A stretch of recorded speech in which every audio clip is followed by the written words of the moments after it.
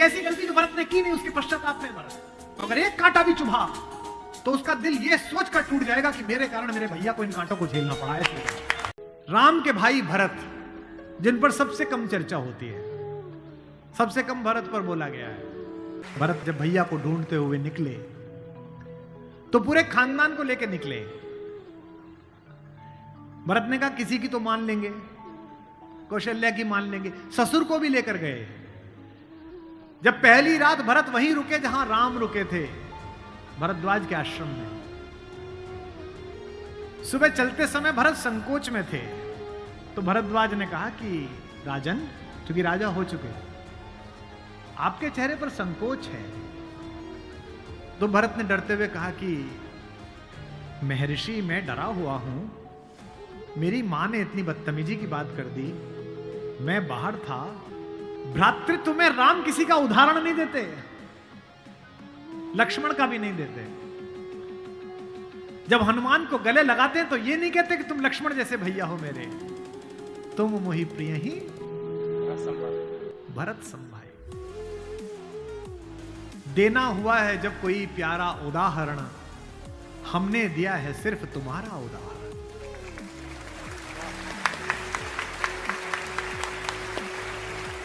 कि भरद्वाज से भरत ने पूछा कि भैया मुझे माफ तो कर देंगे ना, मैंने इतनी बड़ी गलती की। एक ऐसी गलती जो भरत ने की नहीं, उसके पश्चाताप में भरत। मां ने इतनी गलती की, मुझे माफ तो कर देंगे। भरद्वाज ने कहा, हे राजन, मुझे पता नहीं कि तुम्हारे बड़े भाई तुम्हें कितना प्रेम करते हैं या नहीं, लेकिन जब वो यहां से जा रहे थे और सुबह के समय उन्होंने गंगा पार करने के लिए पुरोहित को बुलाकर स्वस्ति वाचन का मंत्र किया,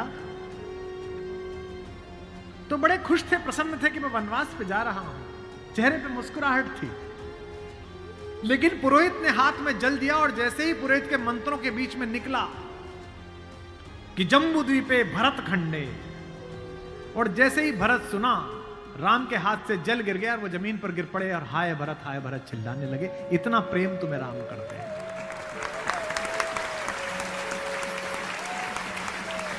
राम करुणा से भरे हुए, इसीलिए करुणा निधि है। पहली बार चित्रकूट पहुंचे तो वन देवी उनका स्वागत करने के लिए आई। वन देवी ने पूछा कि आप मेरे यहां विश्राम करने आए हैं, मैं आपके लिए क्या कर सकती हूं। तो राम ने क्या मांगा होगा सोचो। राम ने कहा कि हे वन देवी, बाकी सब ठीक है, निभा लेंगे, पर्णकुटी बना लेंगे, फल फूल खा लेंगे, जिस रास्ते से मैं आया हूं उसके कांटे हटा देना।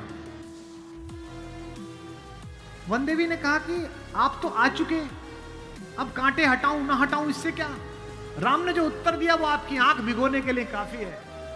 राम ने कहा कि मेरी तो कोई दिक्कत नहीं है, मेरे पैर में कांटे लग गए, पर मुझे ढूंढता ढूंढता मेरा भाई भरत इसी रास्ते से आएगा, उसको कांटे नहीं चुभने चाहिए, कांटे हटा दे।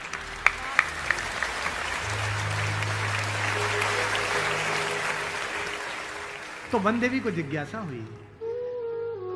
वन देवी ने कहा कि यथाज्ञा पयति महाराज, हे महाराज, आपने जो आज्ञा दी मैं कर दूंगी। एक छोटी सी मेरी जिज्ञासा है, क्या अयोध्या का राजा, अयोध्या की चतुरंगिणी सेनाओं का सेनापति, दशरथ का पुत्र, राम का छोटा भाई भरत इतना नाजुक है कि रास्ते में चलेगा तो उसके कांटे चुभ जाएंगे? राम ने कहा नहीं, वो तो वज्र के समान है, उसकी छाती से टूटकर तो इंद्र का वज्र टूट जाता है, ये कांटे उसे परेशान नहीं करेंगे। वन देवी ने कहा फिर क्यों हटा दूं?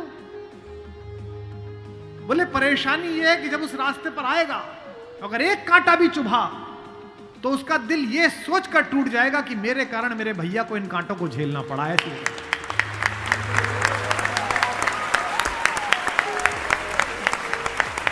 भरत ने राज्य संभाल लिया, भाई की पादुकाएं रखकर सिंहासन पर। कौशल्या जाग रही थी, उन्होंने देखा कि ऊपर कोई घूम रहा है, कोई छाया घूम रही है महल में, अंतःपुर में। तो वो ऊपर गई तो देखा मांडवी घूम रही थी, भरत की पत्नी। तो कौशल्या ने पूछा कि बेटा तू सोई नहीं? उसने कहा हां मां मैं अभी जाग रही हूं। भरत सो गया होगा बेटा, तो उसके कक्ष में चली जा। तो कौशल्य से मांडवी ने कहा कि मां वो तो है ही नहीं यहां, कहां गया? बोले उन्होंने कहा कि भैया जब तक जमीन पे सोएंगे, भैया जब तक जंगल में रहेंगे, मैं महल में नहीं रहूंगा। वो अयोध्या के बाहर जो नंदीग्राम दिखता है ना वहां दूर, वहां उन्होंने कुटिया बना ली है, प्राइम मिनिस्टर ऑफिस वहीं बना लिया, वहीं फाइल मंगाते हैं। तुझे नहीं ले गया? संकोच में पड़ी हुई मांडवी ने कहा मां मैंने तो कहा था आप जंगल में अकेले कैसे रहेंगे कुटिया में, मैं सेवा कर दूंगी, ले चलो। उन्होंने कहा नहीं, भाभी राम भैया के साथ चली गई हैं, तीनों माओं को देखने के लिए कोई नहीं है, तुम यहीं रहो, उनकी जिम्मेदारी हम पर है। कौशल्या ने कहा कि बेटा सो जा। बोले मां वो उनकी कुटिया दिख रही है, उसमें अभी दीपक जला हुआ है, यानी कि वो अभी काम कर रहे हैं। एक बार वो दीपक मंगल हो जाए, अंधकार हो जाए तो मैं भी जाकर सो जाऊंगा, ऐसी मांगी।